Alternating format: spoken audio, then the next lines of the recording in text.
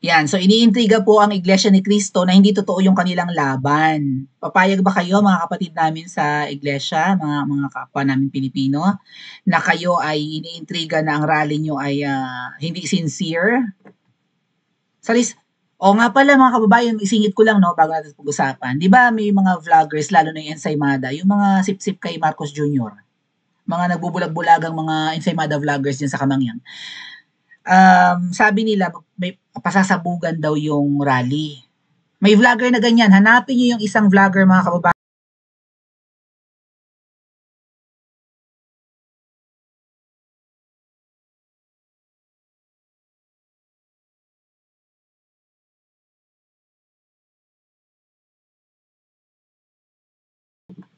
Hanapin niyo yung isang vlogger na kung kilala niyo na ako ng matagal na, may kasamahan ako dati sa Ensaymada group. Ensaymada ba siya? Actually, nakasama namin siya ni Miss Maharlikay. Nabura lang yung aking Facebook kasi. Tatlong Facebook ko nabura, di ba? Kasama namin ni Miss Maharlikay yan sa pangangampanya nun sa Uniteam. Isang vlogger na millions na ang followers. I think 1.5 million na ang followers. Pero nagtatanga-tangahan. Mukhang may napapala eh. Kasi syempre, kung ako nga hindi umalis ng mga kababayan ng Ensaymada Group, yung mga vloggers ng Palasyo, kung hindi ako umalis, baka hayahay na ang buhay ko ngayon. Kasi yung 1.5 million ang followers na vlogger, bobo naman yun eh. Mahina naman kukote nun eh. Tropa sila nung vlogger na nakagat ng aso na nag-aabugas siya. Oh, mahina naman ang ulo nun pareho.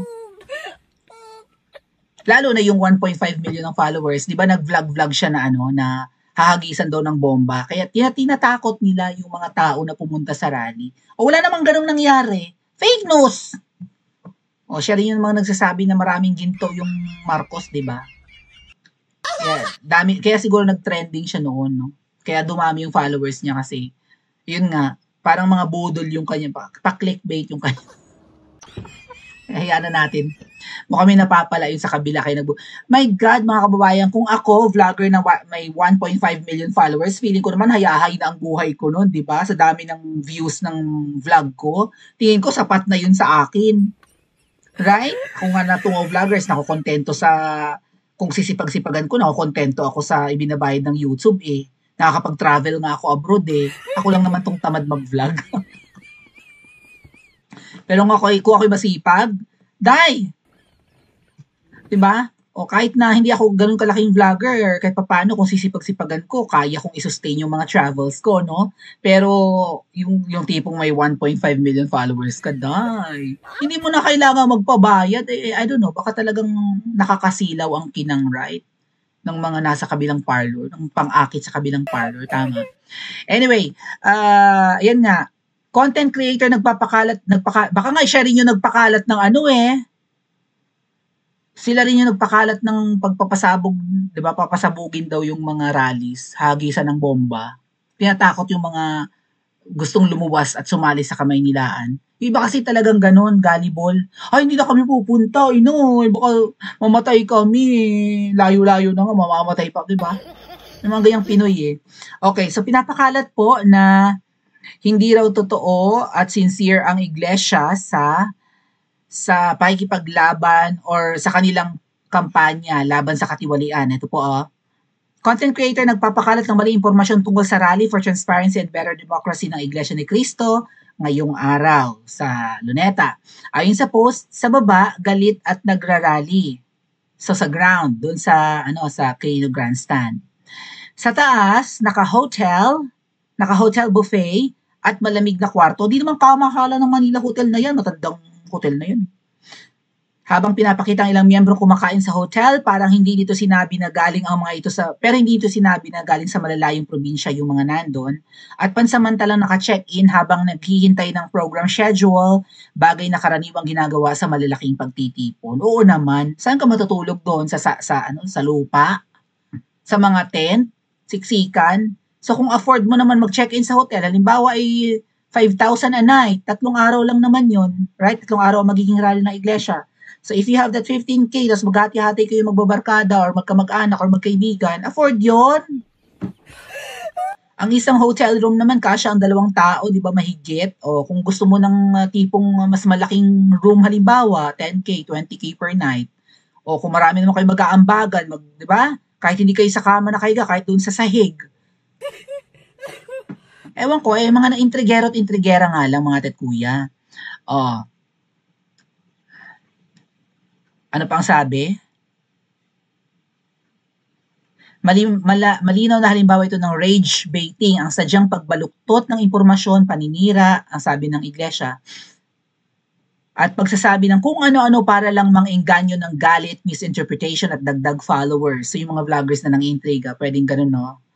Gusto lang nilang, yung mga anti-iglesia at mga sip-sip sa Marcos administration, magpa-follow sa kanila. Even yung mga kakamping siguro at mga kaliwa, no, magpa-follow sa mga ganyang vloggers na nang-iintriga sa rally ng INC. Oh,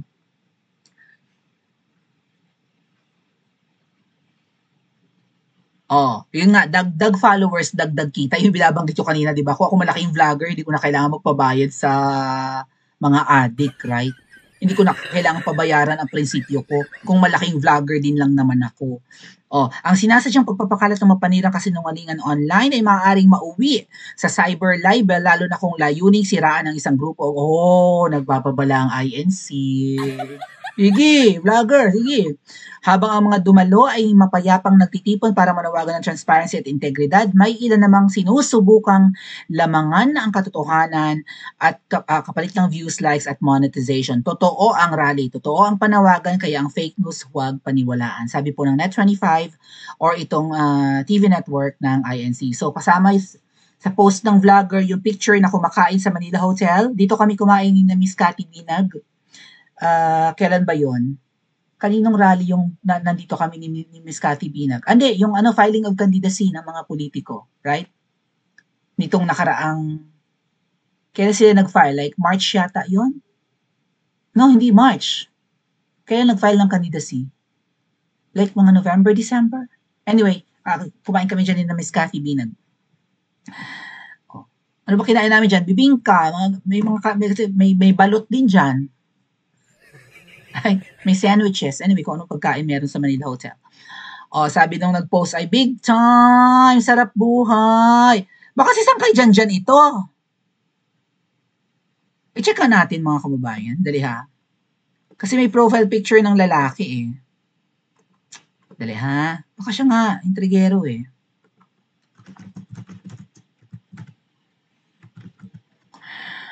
Okay. Parang hindi naman. Kasi ibang profile. Sino kaya yun, no? Ibang profile eh. Baka marami naman siyang pages. Sino kaya? Pati si Zaldico, dinidebunk. Anyway, sino kaya itong vlogger, no? May profile eh. Nakaitim. To. Itong nasa baba ni Rowena Guanzon. While thousands of Iglesia ni Cristo members are rallying at the Green Grandstand, footage now shows other INC members checking in and dying. Anong masama? Parang yung sinasabi ko sa inyo mga kababayan, pinalalabas nila lahat ng INC members, mga mahihirap, dokha, dayok-dok. Marami dyan professionals. Baka nga nagtutulungan ng mga yan para makapagpatapos, right? Ng mga miyembro ng pag-aaral, di ba? That Manila Hotel is just a step away from the protest site. Hindi ba gulo ang di ba ang gulo ng narrative? Sa baba galit at nagrarally, sa taas naka-hotel buffet at malamig na kwarto. If this is what people's outrage looks like, then someone forgot to coordinate the script. Intriga talaga, no? When a so-called mass protest starts looking more like a weekend staycation, you really have to ask, sino ba talaga ang may pakinabang dito at sino ang ginagawang props? Mga kababayan, nung nag-EDSA kami, since galing akong probinsya, nung nakaraang taon, November, di ba? Nagbumaba kami ng EDSA. Hindi naman ako natulog sa lansangan. Siyempre, hanap naman ako ng marerentahan kong kwarto na convenient naman sa akin. Magbibilad ka na nga doon eh. Uulanin ka pa, aarawin ka pa. Tuwing pabalik-balik kami ng Friday noon, nung nakaraang taon dyan sa EDSA, ay nalalayuan akong umuwi ng probinsya pagkatapos ng aming Friday prayer rally dyan sa shrine. Nagche-check-in din ako sa hotel. Ako mag-isa, wala akong kasama, mga ate, solo ko ang bayad. Anong masama kung afford ko eh? Kaysa yung mag-commute ako pa uwi, Biyernes, sobrang traffic. Puno ka ng mga bus, pila pa bago ka makasakay ng bus kahit sa MRT. Kung may marerentahan ka ng 2,000 pesos, 2,500 a night, go ka na. Paano makapagpahinga ka? Biro mo yun, expose ka sa alikabok, nakatayo ka doon, nagngangal-ngal ka doon, nagba-vlog ka. May kipagkwentuhan ka pa sa mga kasama mo. After nga namin mag-rally or mag-prayer rally sa EDSA, kumakain pa kami. Sama-sama kami kumakain. Yung ibang mga kasama namin na makakauwi na nasa malalapit, okay, fine. Pero kami mga taga-probinsya, syempre, mag-arkila kami. May mga narerentahan naman mga murang room, meron nga 800 pesos. Pwede ka nga mag-Sogo, di ba? Sogo, i-promote ang Sogo. Di ba yung gano'n? Yung mga tipong per hour lang yung yung stay mo, hindi talaga yung tipong one day ang stay. Hindi per day, per hour. Di ba may gano'n, mura? Ano naman, intriga, sa kakasuhan yata ito ng iglesia. Sino? May pangalan ba? Wala wala nakalagay. Kinrap ni Rowena ng Net25 yung nag-post na vlogger, kung sino man yan. Mukhang lalaki. Baka si Jarrett. Anyway, ayan tingnan nyo, punong-puno. At saka mga kababayan, kung ako tatanungin nyo, ang iglesia kasi, parang nga sila, united. Feeling ko marunong din ng mga yan sa finances. Mayaman ang mga manalo, yung may-ari ng Iglesia ni Cristo. May iba silang mga negosyo, di ba? Meron silang Philippine Arena at kung ano-ano pa sigurong mga businesses, hindi lang naman yung kanilang simbahan. Tama? Kung kayang tulungan ng church yung mga miyembro nila na maging convenient, biro mo yan, nagbubuhangin sa dami, lagpas kalahating milyon, first day. Abangan natin ang highlight nila. Maybe yung final night nila, mas marami. Feeling ko hindi pa dumarating yung mga taga-malalayo, mas mapupuno pa yan. Actually, nagbe-benefit dito yung mga yung mga hotels sa Manila, right? Mga hotels, Airbnb, whatnot. Ano pa ba? Mga Agoda, ano ba yan? Mga motel, hostel. May hostel ba sa Maynila? Hindi ako sure eh. Pero yung mga ganun nga, yung mga condo na pwedeng, mga room for rent, di ba? Baka pati yung mga apartment, puno na rin. May mga apartment na pumapayag na walang 1 month advance, 1 month deposit. Meron mga apartment na pumapayag na per day lang. I don't know, but yeah. Ikaw taga malalayo, di ba? Inggit. Itong mga loyalista, okay, itong mga supporters ni Iwi, ba't hindi kayo mag-rally? Total gusto nyong ma-impeach si VP Sara. Mag-conduct din kayo ng rallying inyo. Right? Mag-rally kayo in support kasi itong rally na ito ay pagkontra sa katiwalian. Intriga pa Halatang threatened kayo. Alam niyo itong mga vloggers, mga kababayan, at itong mga nagbubulag-bulagan, maybe sa ngalan ng pera. Kaya sila threatened sa mga rally katulad ng nasa People Power Monument, sa EDSA, even tong Luneta. Kaya sila threatened. Kasi baka matapos na yung kanilang pangkabuhayan showcase. Kasi katulad nung kakilala natin na nagtatago ngayon sa Thailand, and maybe hindi lang siya, kasi ang ugong-ugong mga kababayan, ang mga nagbubulag-bulagang mga vloggers na yan, na sumusuporta pa rin sa adiktador, ay mababa dyan ang 50K a month. Sa hirap ng buhay sa Pilipinas, mas gugustuhin mo naman siguro magbulag-bulagan, right?